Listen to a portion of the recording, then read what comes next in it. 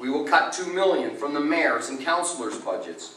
We will eliminate $7 million in management bonuses and replace them with incentives to find savings. We will target permanent cost savings through our 100-day review of the books, and I will fight for better prices from our suppliers. Walmart is able to guarantee the lowest prices because it uses its awesome buying power to negotiate the lowest prices from its suppliers. In the same way, Toronto can use its huge $1.9 billion buying power on materials, supplies, equipment, and services to wrestle down prices if we coordinate our buying and throw our weight around just a little bit. I've set an achievable target of $132 million in savings. That's just 7% to save taxpayers money. Third, we will reduce by $50 million the operating subsidy of the capital budget. Now, reducing costs is never easy, but we can be smart and precise about it. My plan is. Similarly, we need to end the annual war of words between City Hall and the province, and under my leadership, the City of Toronto will negotiate a long-term, predictable source of 50% of the operating subsidy for the Toronto Transit Commission. How will this work? To fund 50% of the TTC's operating subsidy next year means the province would need to come to the table with about $256 million. I will give credit for the province's gas tax, conservatively estimated at $156 million for next year, meaning we would expect a new annual subsidy of around $100 million from the province of Ontario. But again, this can be achieved through a long-term constructive negotiation, not the annual bun fight we've seen in years past that's high on emotion and low on results. To meet our new investments, I will raise an additional $100 million by selling the city's 47% stake in Enwave.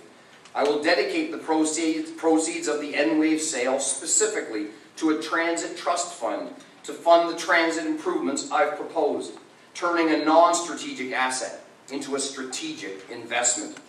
And I will dedicate $65 million from the sale of underutilized city lands to making Toronto and the TTC more accessible. Quite simply, this is the right thing to do.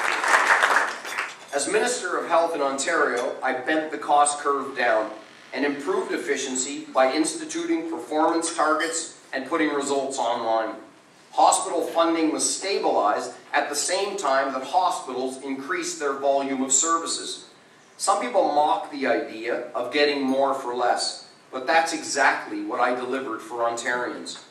I introduced reforms to Ontario's drug system that resulted in Ontarians getting the lowest prices for brand-name drugs anywhere in North America. In fact, in 2009, these savings alone were $562 million, and they are repeated year after year. Meanwhile, Councillor Ford spent 10 years on Toronto City Council without ever serving on the Budget Committee. He may be good about talking about controlling costs because we know he can afford to buy his own paper clips. But I've shown that I can actually do it. The councillor needs to realize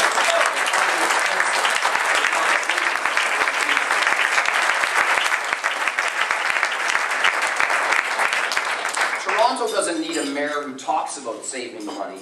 It needs a full-time mayor who has saved money and has a plan to do the same and better for Toronto. Councillor Ford's proposals lead to a huge hole in the city's budget, and he has not yet answered the question of what services he will pay for. The question of what services he will cut to pay for it. It's time he came clean. Toronto needs a mayor who can spell out specific goals, build consensus around them, and achieve results. My budget blueprint is the start of that. It sets the stage for building for our future. That has to be a city that moves. My father was a truck driver. I know how important it is to get around this city. We have to unlock the gridlock. And I know how important public transit is. For many Torontonians, the TTC is the only way. We have to make sure it really is the better way. I have put forward a plan for getting public transit right. By 2015, when the Pan Am Games come to Toronto, we will complete the Spadina subway extension to York University, complete the Shepherd LRT east and then south to the University of Toronto Scarborough campus where the new Aquatic Centre will stand. We will complete the Queens Quay Waterfront LRT from Union Station to the Portlands serving the Pan Am Village in the West Donlands. We will complete the rail link from Union Station to Pearson Airport, finally, and getting tunneling for the Eglinton Crosstown LRT will be well underway. Now compare this to the Ford plan, which says that more cars and buses are the answer to gridlock. To me, that plan sounds more like gridlock forever. The Pan Am Transportation Plan is part of my integrated transportation plan to get Toronto moving again. It includes a riders charter that will keep the TTC accountable and raise customer service standards. It includes free transit for seniors between 10 a.m. and 2 p.m. on weekdays. And it means reducing the $60 vehicle registration tax that penalizes Toronto's drivers unfairly. My plan also reduces endless days of disruption lost to road work and introduces real penalties for contractors who experience delays in road construction.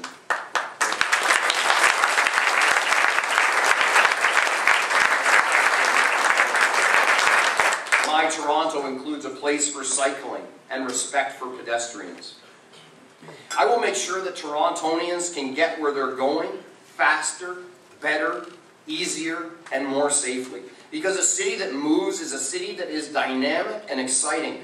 And making Toronto a city that moves is essential to making it a city whose economy grows and creates jobs. You can trust the son of a trucker to bring a new sense of urgency to City Hall. I want Toronto to be the engine of economic growth again for my fellow Torontonians and for all of Canada. Restoring our city government's financial credibility is key to that. Making it easier to get around is part of it. But the mayor must take the lead in encouraging investment, in attracting job-creating businesses to Toronto and keeping them here, and helping those we already have to grow. Over the past decade, Toronto's economy has begun to hollow out. We've been losing a lot of head office jobs that are crucial to a prosperous local economy. Instead of being the engine of Canadian growth, we risk becoming the caboose. Between 2000 and 2009, Toronto lost 13% of its head offices. Over 40 head offices left Toronto, while Calgary gained nearly that many. When I am mayor, I will make it my priority to get companies to move here and to stay here. When the mayor of Calgary or Vancouver or Chicago or Frankfurt tries to attract new investment, I am going to be competing head-to-head with them.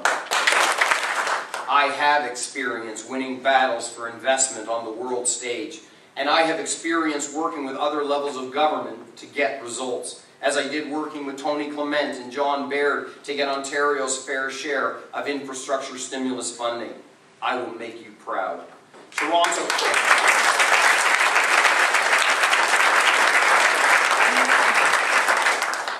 Toronto has the people that we need to compete. We have the skills and the talent and the willingness to work hard, but we need the leadership, and I will provide that. I will get City Hall's finances in order. I will get the city moving again, and we will get Toronto creating jobs. I will make City Hall fairer. I will make sure it is working for you. My goal, my dream, is of a great city in which to live, work, play, and visit. A city that harnesses the energy of all of its residents. A city where all of our children share the opportunity to live to their fullest potential. That is my vision, but this will take leadership. And it will take a little furious determination. And it will take experience from someone who's done it before. I have had the opportunity to achieve some things in government. And I have had the opportunity to learn some things. I want to put that to work for the people of the City of Toronto. I want to build a Toronto that can provide a launching pad for the dreams of my son and for your children. Toronto is a great city, and we can be so much more.